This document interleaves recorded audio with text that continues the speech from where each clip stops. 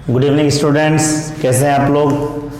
उम्मीद करता हूँ अब पढ़ाई अच्छी चल रही होगी और सिलेबस लगातार निपटा रहे होंगे।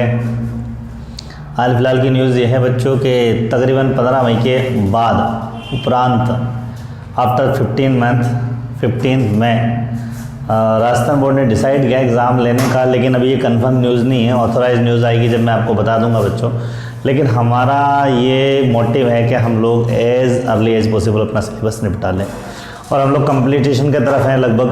तो आप लोग घबराएं नहीं और क्लासें रेगुलर लेते रहें। ऑफलाइन ऑनलाइन दोनों क्लासेस चल रही हैं। जिसको ज़रूरत है ऑफलाइन आने की 3 बजे प्रेरणा स्कूल में मिलता हूँ। तो जब आपको मौका मिले, अगर आपके डाउट्स हैं फ़ोन करके आइए, मैं वहीं मिलूँगा आपको, ठीक है। चैप्टर सरफेस केमिस्ट्री चल रहा था और सरफेस केमिस्ट्री में बहुत इंपॉर्टेंट टॉपिक पढ़ा रहा था जो कि एग्ज़ाम में आता है। नाम है चार्ज ऑन कॉलॉइड सॉल्यूशन, कॉलॉइड विलयनों पर आवेश।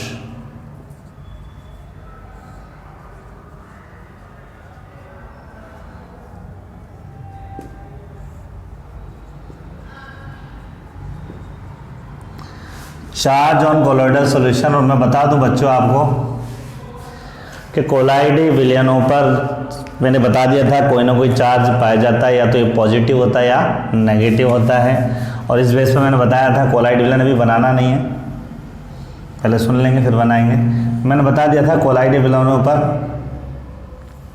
कोई ना कोई आवेश पाया जाता है, या तो पाया जाएगा उस पर पॉजिटिव चार्ज जिसको हम लोग बोलते हैं धनावेशित सोल, धनावेशित सोल, और या फिर होगा वो नेगेटिव चार्ज जिसको हम लोग बोलते हैं ऋणावेशित सोल। धनावेशित सोल के अंदर एग्जाम्पल मैंने बताया था ज़्यादातर oxides Al2O3 dot 2H2 XH2O। एक बताया था मैंने आपको Fe2O3 डॉट XH2O या 2H2O, 2 लगा लो कोई दिक्कत नहीं है।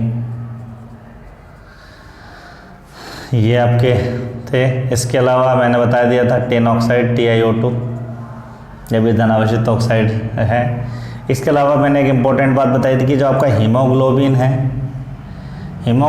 है वो भी आपका क्या है बच्चों, हीमोग्लोबिन में आपका धनावेश वाला बुक में गलत लिखा हुआ, सही कर लेना है इसको। और इसके अलावा आपका हो जाता है क्षारीय रंजक।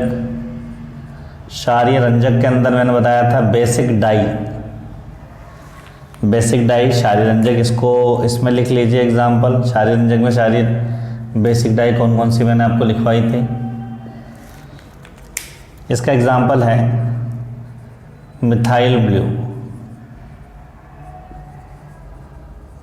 इससे पहले वाली टेबल में शायद मैंने ईओसिन और कॉन्गोरेट टाइम एंड पॉइंट पे था, तो ये चेंज हो गया होगा, देख लेना एक बार, है ना। क्षारीय रंजक के अंदर मिथाइल ब्लू जाएगा।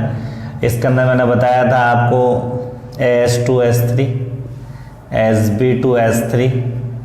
इसके अलावा जितने भी मेटल के सोल होते हैं, एजी सोल, सिल्वर सोल कहते हैं इसको, PT सोल, प्लेटिनम सोल बोलते हैं इसको, सल्फर सोल, एस सोल बोलते हैं इसको। इसके अलावा आपके पास में आ जाएगा ये सब जितने भी मेटल के सोल हैं, गोल्ड सोल आ जाएगा, AU सोल। इसके अलावा इसमें एग्जांपल अगर हम लोग दें तो मैंने बताया था स्टार्च, इसका एग्जांपल हिंदी में लिख लेंगे आप लोग, स्टार्च। एक बताया था मैंने आपको इसके अंदर जिलेटिन, एक बताया था मैंने अरेबिक गम सोल, और इसके अलावा एग्जाम्पल बताया था अम्लीय रंजक एसिडिक डाई या एसिडिक डाई, इसको अम्लीय रंजक बोलते हैं। एग्जाम्पल बताया था मैंने इसका ईओसिन, और दूसरा एग्जाम्पल था कांगो रेड। ये एग्जाम्पल बहुत इंपॉर्टेंट है। कांगो रेड बहुत बार कंपटीशन पूछता है, राजस्थान बोर्ड में पूछ लेता है। लेकिन जहाँ तक पॉजिटिव और नेगेटिव सोल की बात है तो ज़्यादा बड़ा मुद्दा नहीं है बच्चों। बड़ा मुद्दा ये है या क्वेश्चनेबल चीज़ ये है कि मान लीजिए किसी कोलाइड विलयन में धनावेश भी और ऋणावेश भी है, तो क्या होता है। मान लीजिए इसका एग्जांपल अगर मैं बताऊं आपको, मैंने क्या किया, AgNO3 के विलयन में मैंने पोटेशियम आयोडाइड मिला दिया।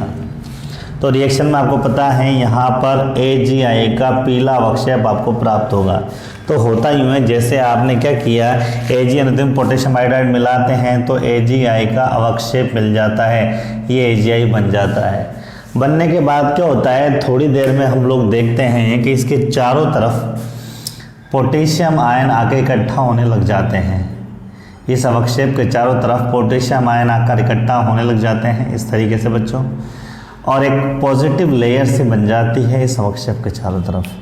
क्योंकि जब पॉजिटिव है तो नेगेटिव भी आएगा। इस पॉजिटिव को देख के आयोडीन आयन भी आ जाते हैं और इसके चारों तरफ आकर के इकट्ठा हो जाते हैं।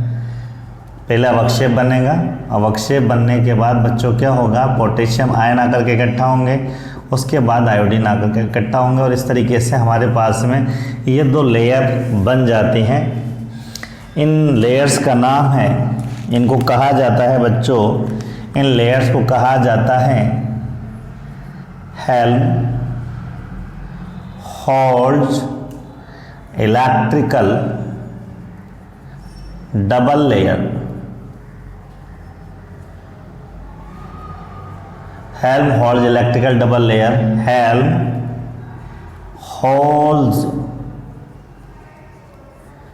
विद्युतीय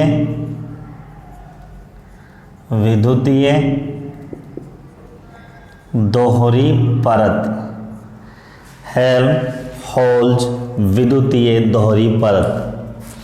चूँकि यहाँ पर आपको मालूम है दो लेयर हैं, दो आपकी यहाँ परतें हैं, तो इनका कुछ ना कुछ विभवांतर भी होगा, उनका कुछ अंतर भी होगा। तो इसके जो बीच का जो पोटेंशियल डिफरेंस है उसको हम लोग बोलते हैं जीटा पोटेंशियल। क्या बोलते हैं बच्चों, जीटा विभव, इसको हम लोग बोलते हैं। दूसरा जीटा पोटेंशियल का दूसरा नाम है वैद्युत गतिक विभव, ये दूसरा नाम है, इसी को हम लोग बोलते हैं, और लोग इंग्लिश में बोलते हैं हम लोग इलेक्ट्रो काइनेटिक पोटेंशियल। ये दो लेयर बनने को हम लोग बोलते हैं अधिमान्य अधिशोषण, प्रेफरेंशियल एड्जॉर्प्शन। तो मैं आपको बता दूं, इस पूरे को डिफाइन करने के लिए कह सकते हैं कि कोलाइडी विलयनों पर कोई ना कोई आवेश पाया जाता है जो धनावेश या ऋणावेश होता है। अगर मान लीजिए दोनों पाए जाते हैं तो फिर क्या होता है, एक क्रिया होती है, इसको बोलते हैं अधिमान्य अधिशोषण कहते हैं। जैसे एग्जाम्पल से समझेंगे, AgNO3 में जब पोटेशियम आयोडाइड डालते हैं तो AgI का अवक्षेप बनता है। इस AgI के अवक्षेप के चारों तरफ दो लेयर बन जाती है, एक पॉजिटिव और एक नेगेटिव। इन दोनों परतों को बोलते हैं हम लोग हेल्महोल्ट्ज़ विद्युतीय दोहरी परत, और इनके जो विभवांतर को बोलते हैं हम लोग जीटा विभव। ये है हमारा चार्ज ऑन कोलोइडल सॉल्यूशन। बहुत इंपॉर्टेंट टॉपिक है, बोर्ड एग्जाम में तो कई बार पूछा गया है, और competition exam JEE mains advance और नीट वगैरह के अंदर भी, जेट वगैरह में भी इसका क्वेश्चन पूछा जाता है। तो लिख लेंगे इसके अंदर चार्ज ऑन कोलोइडल सॉल्यूशन के अंदर लिखिए, कोलाइडी विलयनों पर एक विशेष आवेश पाया जाता है। कोलाइडी विलयनों पर एक विशेष आवेश पाया जाता है। कोलाइडी विलयनों पर एक विशेष आवेश पाया जाता है। Colloidal solution have specific charge. Colloidal solution have specific charge. यह धन आवेश अथवा ऋण आवेश हो सकता है। यह धन आवेश अथवा ऋण आवेश हो सकता है। इट में पॉजिटिव और नेगेटिव। इट में पॉजिटिव और नेगेटिव। फॉर एग्जाम्पल, और उदाहरण लिख करके आप ये टेबल बना लीजिए।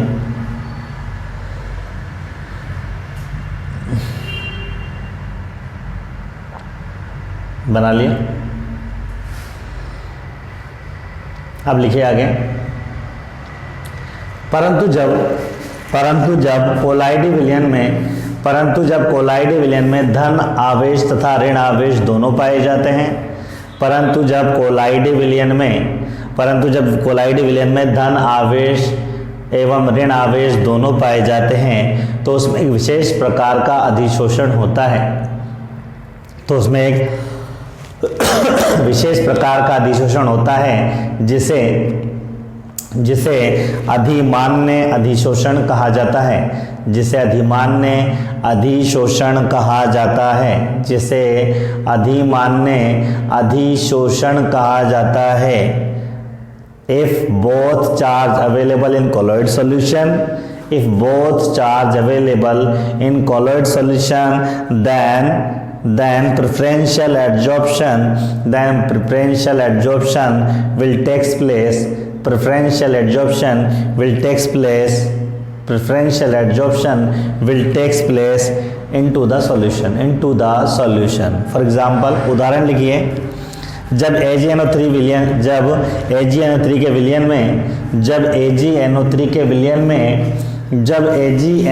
के विलयन में पोटेशियम आयोडाइड मिलाया जाता है, जब AgNO3 के विलयन में पोटेशियम आयोडाइड मिलाया जाता है तो सिल्वर आयोडाइड के पीले अवक्षेप का निर्माण होता है।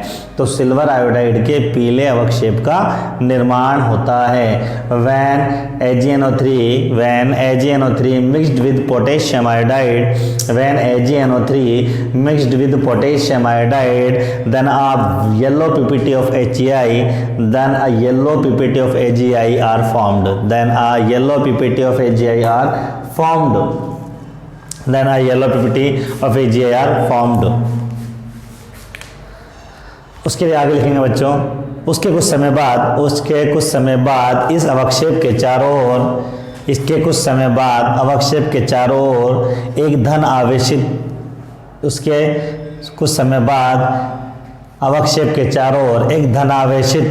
परत का निर्माण होता है, जिसके चारों ओर एक ऋण आवेशित परत भी बन जाती है। एक धन आवेशित परत का निर्माण होता है तथा उसके चारों ओर एक ऋण आवेशित परत भी बन जाती है। इसे अधिमान्य अधिशोषण कहा जाता है।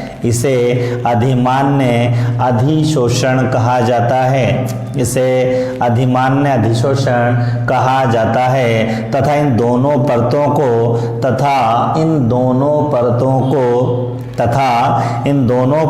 को हेल्महोल्ट्ज़ विद्युतीय दोहरी परत कहा जाता है। तथा इन दोनों परतों के मध्य पाए जाने वाले विभवांतर को जीटा विभव या वैद्युत गतिक विभव कहा जाता है। ये बना लीजिए। आगे लिखेंगे इंग्लिश मीडियम वाले आगे लिखेंगे, after some time a positive layer form around the PPT. Then after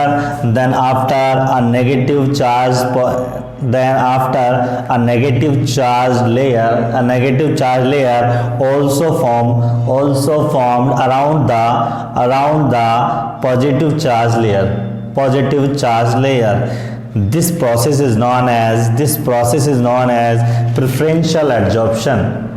ये जो दोनों परत चिपक रही हैं, इकट्ठा हो रही हैं, इसी को हम लोग अधिमान्य अधिशोषण कहते हैं। is known as preferential adsorption, and these layers are known as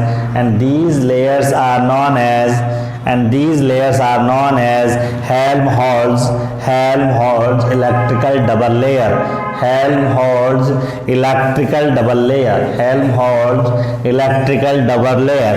the potential difference of these two layers between these two layers is known as zeta potential or electrokinetic potential. समझ में आ गया बच्चों? तो ये था हमारे पास में किस तरीके से हम लोगों ने ये देखा कि क्या है कि चार्ज अगर होता है तो उसका एड्जॉर्प्शन कैसे होता है। समझ में आ गया आपको? यहाँ तक कोई दिक्कत नहीं है। ठीक है बच्चों, अगला और बहुत इंपॉर्टेंट टॉपिक है, ये भी एग्जाम में आता है और आएगा। लिखेंगे कोलाइडी विलयनों का स्कंदन, कोलाइडी विलयनों का स्कंदन। It's very very important topic. नीचे वाले डायग्राम बना लीजिए। कोलाइडी विलयनों का स्कंदन, कोलाइडी विलयनों का स्कंदन।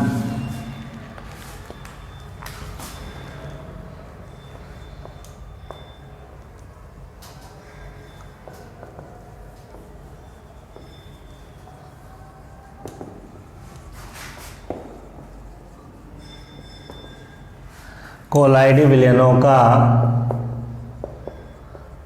कोलाइडी विलयनों का Skandan, coagulation of colloidal solution. कोलाइडी विलयनों का स्कंदन, कोलाइडी विलयनों का स्कंदन। और आप जानते हैं बच्चों कि कोलाइडी कणों का पीपीटी में जो कह सकते हैं अवक्षेप में जो परिवर्तन होता है उसको हम लोग बोलते हैं स्कंदन। समझ में आ गया आपको? लिखिए the conversion of colloidal solution, the conversion of colloidal solution, the conversion of colloidal solution into precipitation, the conversion of colloidal solution into precipitation is known as coagulation, is known as coagulation. Due to coagulation the colloid particles settle down at the bottom, कोलाइडी विलयन के कणों का अवक्षेप में परिवर्तन स्कंदन कहलाता है, जिसके कारण कोलाइडी कण नीचे बैठ जाते हैं। जब पीपीटी बनेगा तो भारी हो जाएगा, ग्रेविटेशन फोर्स के कारण क्या हो जाएंगे? नीचे बैठ जाएंगे। कोलाइडी कणों को स्कंदित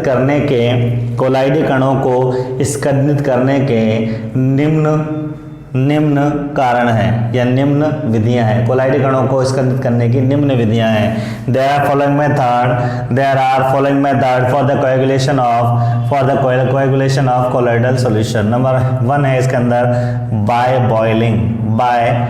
boiling।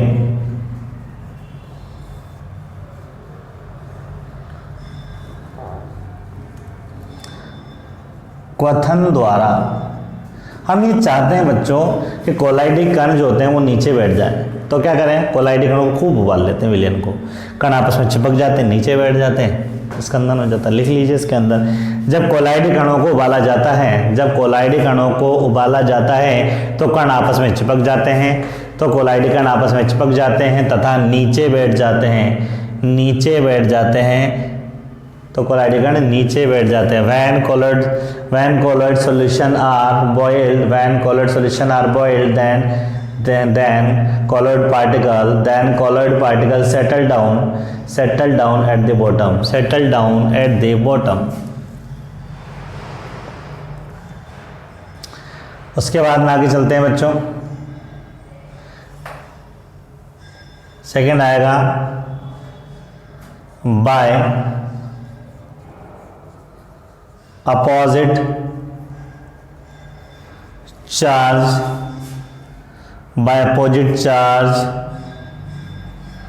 colloid, विपरीत आवेशी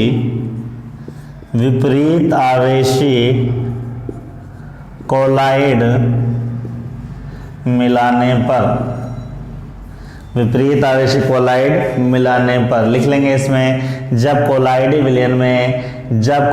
विलयन में विपरीत आवेश वाला दूसरा कोलाइड विलयन मिलाया जाता है, जब कोलाइडी विलयन में विपरीत आवेश वाला कोलाइडी विलयन मिलाया जाता है, विपरीत आवेशी वाला कोलाइडी विलयन मिलाया जाता है तो उसका स्कंदन हो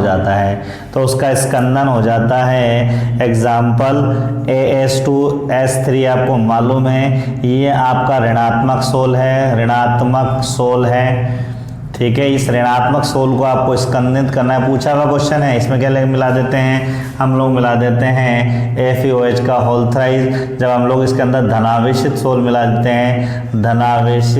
मिला देते हैं तो क्या होता है बच्चों? इसका स्कंदन हो जाता है। लिख लीजिए, when opposite charge colloid mixed into the another colloid solution, then they are settled down at the bottom. Example: AS2S3 coagulated by FOH का whole thrice. AS2S3 coagulated by FOH whole thrice. H2S3 का Skandan FOH के whole thrice द्वारा किया जाता है। समझ में आ गया आपको। और तीसरा है बच्चों इसके अंदर विद्युत अपघट्टे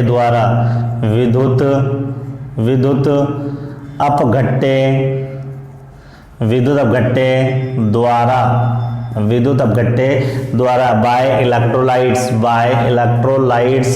लिख लेंगे इसके अंदर बच्चों। जब कोलाइडी विलयन में विद्युत अपघट्टे मिलाया जाता है तो उसका स्कंदन हो जाता है। when electrolyte mixed into colloid solution, then coagulation will take place. इसे हार्डी तथा सुलजे के नियम से समझाया जा सकता है। It can be explained by Hardy and Sulje law.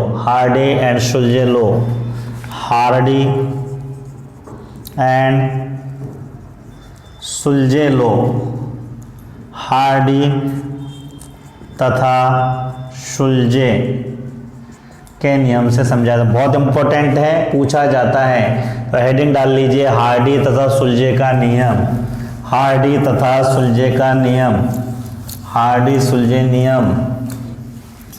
Heading डाल देंगे, इसी में चल रहा है ये विद्युत अपघट्टे वाले में। हार्डी सुलजे नियम, हार्डी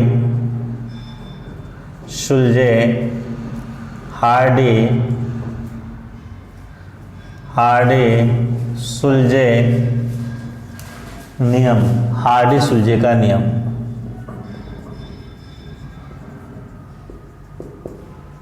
और हार्डी सुलजे नियम क्या बहुत इंपॉर्टेंट भी है और बहुत इजी भी है। क्या है बच्चों? हार्डी सुलजे ने क्या कहा था? स्कंदन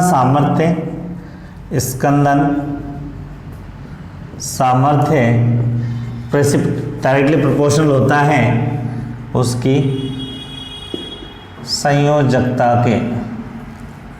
ये नियम है। लेकिन according to Hardy Schulze the coagulation strength according to Hardy and Sulje the precipitation strength is directly proportional to the valency of colloid particles। Hardy तथा सुलजे के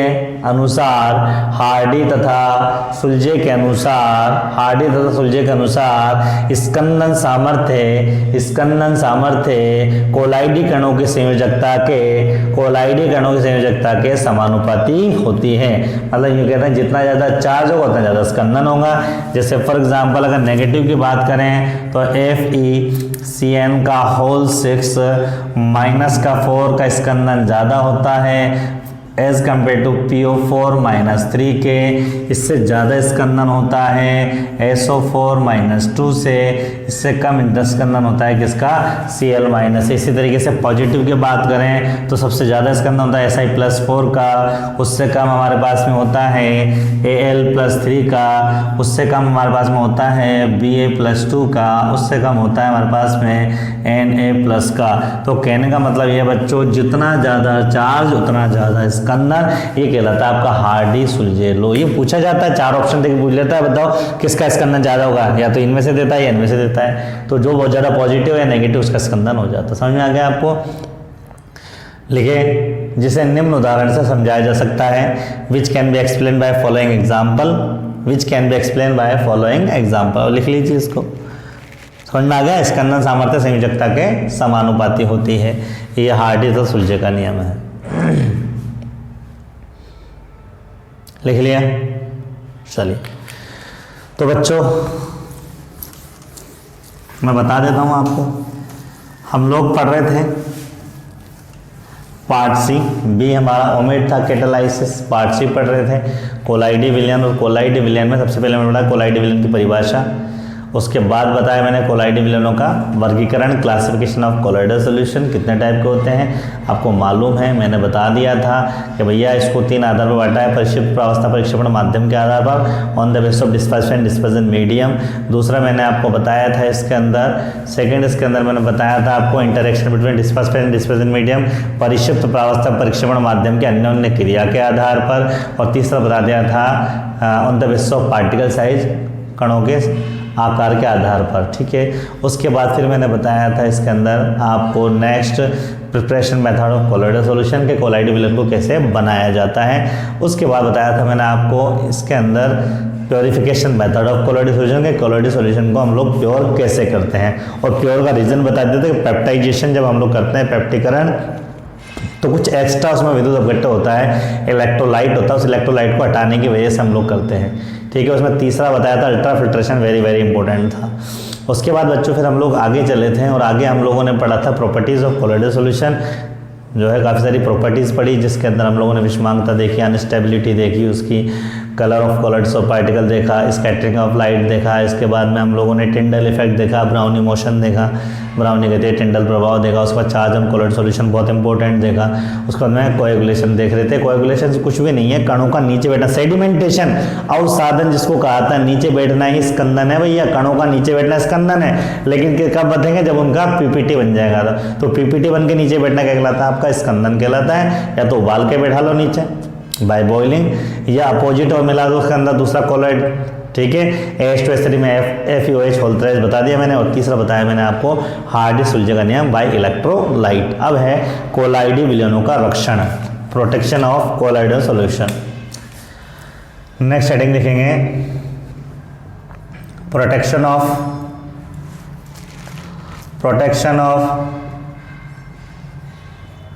colloid solution, protection of colloid solution, कोलाइडी विलयनों का रक्षण, कोलाइडी विलयनों का रक्षण, protection of colloidal solution. और कोलाइडी विलयनों का जब रक्षण करते हैं तो इसमें मैंने एक बात बताई थी आपको, या बता रहा हूं मैं आपको, कि क्या होते हैं, जो द्रव स्नेही कोलाइड होते हैं, ठीक है, वो ज़्यादा स्थायी होते हैं एज कंपेयर टू द्रव विरागी कोलाइड के। लिख लीजिए, द्रव स्नेही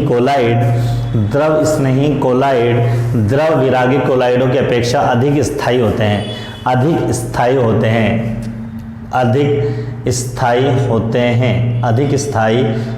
हैं।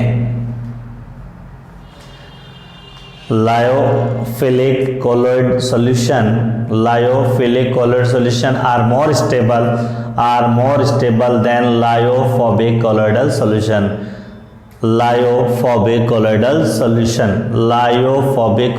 सॉल्यूशन। कोलाइडी विलयनों को स्कंदन से बचाना, कोलाइडी विलयनों को स्कंदन से बचाना, कोलाइडी विलयनों को स्कंदन से बचाना, कोलाइडी विलयनों को स्कंदन से बचाना कोलाइडी विलयनों का रक्षण कहलाता है, कोलाइडी विलयनों का रक्षण कहलाता है। Protection of colloid from coagulation, protection of colloid solution from coagulation is known as protection of colloid solution। इसके लिए रक्षी कोलाइडों का निर्माण किया जाता है, इसके लिए रक्षी कोलाइडों का प्रयोग किया जाता है, इसके लिए रक्षी कोलाइडों का प्रयोग किया जाता है। For it protective colloids are used, ठीक है। बस इतना ही लिखना है। इसके अंदर एक सब हेडिंग डालेंगे गोल्ड नंबर,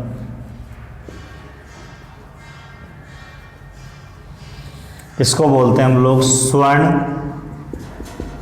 संख्या। ये क्या होता है बच्चों के, जैसे इसको यूँ सिंपल आसान करूँ मैं आपको, आपने देखा होगा कि यार मार्केट में जब हम लोग छोटे बच्चों की दवा लेने जाते हैं तो उसके अंदर क्या होता है, अब तो खैर थोड़ा सा अलग मामला आ गया, अब तो दवा के साथ पाउडर और पानी अलग अलग आता है। अगर छोटे बच्चों की दवा देखी हो आपने तो पाउडर अलग से, एक हल्के से प्लास्टिक के उसमें तो एक रेसिपी में तो पानी आता है, तो पानी होता है और एक में पाउडर होता है, इसको तोड़ के डालकर शेक कर लेता है डॉक्टर, बताया मिला लेना भाई इसको। पहले क्या आता था, ये मिक्स आता था, अलग अलग नहीं आता था। तो क्या होता था कि कोलोइड पार्टिकल नीचे बैठ जाते थे, दवा तो नीचे बैठ जाती थी और अल्कोहल ऊपर रह जाता था, तो बच्चों को फायदा नहीं होता था, क्योंकि पता लगा दवा तो नीचे बैठ गया, हमने बच्चों को दवा की जगह पिला दी, दारू पिला दी, बच्चा नशे में टल्ली हो गया, भाई क्या मतलब ही नहीं, सही नहीं हुआ, आपको कुर्सी सही नहीं हुआ है तो क्या करें, फिर डॉक्टर कहता है कि साहब इसको शेक करके पिलाओ, तो पार्टिकल वापस ही सस्पेंशन बन जाता था। अब अपन चाहते हैं पार्टिकल नीचे नहीं बैठे, नीचे नहीं बैठे मतलब कोएगुलेशन नहीं हो, मतलब इसका स्कंदन नहीं हो, हम ये चाहते हैं। तो स्कंदन को रोकने के लिए जो चीज़ मिलाते हैं ना वो कहलाती है आपकी स्वर्ण संख्या, गोल्ड नंबर, ये बताना चाह रहा हूँ मैं आपको, ठीक है। प्रोटेक्शन समझ में आ गया। गोल्ड नंबर क्या है, रक्सीकोलाइड है, प्रोटेक्टिव कोलाइड है जो स्कंदन को रोकते हैं। तो लिख लीजिए गोल्ड नंबर स्वर्ण संख्या, रक्सीकोलाइडों की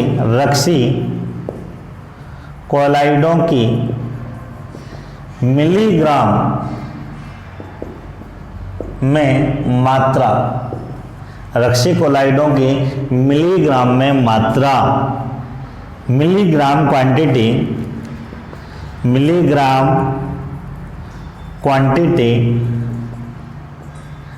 ऑफ